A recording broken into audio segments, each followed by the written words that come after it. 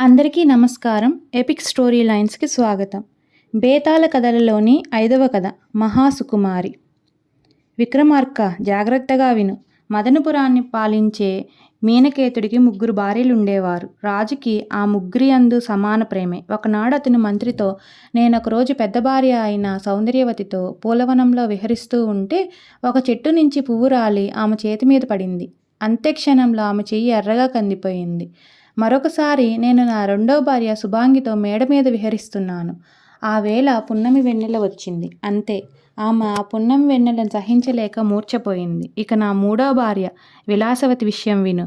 ఒకసారి ఆమె చిన్నపిల్లవాడి రోదన వింటూనే చెవులు దిబ్బళ్ళు వేసి స్మారకం తప్పిపడిపోయింది. స్మారకం అంటే స్పృహ అండి.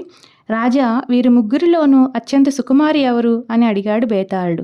సౌందర్యవతి చేతి మీద పడిన పువ్వులో ఏ కీటకమో ఉండి కుట్టుటచే ఆమె చేయి కంది ఉండవచ్చును. నిండు వెన్నెలకు యౌవనంలో ఉన్నవారి ఉన్మాదం కలిగించే గుణముంది. శుభాంగికి అటువంటి వ్యాధి ఉండి వెన్నెల వలన ప్రకోపించి ఉండవచ్చును. కానీ విలాసవతి శరీరమే కాక మనసు కూడా మహాసుకుమారమైనది కనుకనే బాలుడి రోదనకే ఆమె సొమ్మసిల్లిపోయింది. ఆమె మహాసుకుమారి అని చెప్పాడు విక్రమార్కుడు. మళ్ళీ విక్రమార్కుడికి మౌనభంగం అవడం వల్ల బేతాళుడు మాయమై చెట్టు మీదకి చేరుకున్నాడు.